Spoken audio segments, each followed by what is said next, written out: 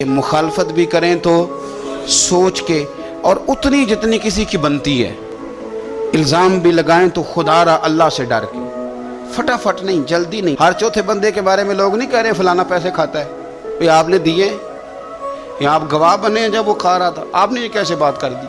तो हम तेज़ी के साथ इस तरह के अमाल इकट्ठे कर रहे हैं कि जो हमारे लिए अज़ियत का सबब बनेंगे।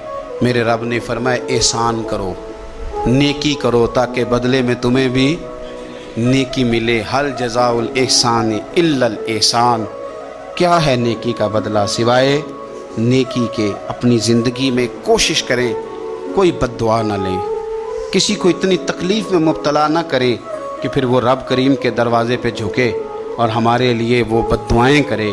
अल्लाह के हुजूर हाजिर हों, कोशिश करें कि भूले से भी किसी शख्स को हमारी वजह से तकलीफ़ ना पहुँचे। अल्लाह हमें समझने की तौफीक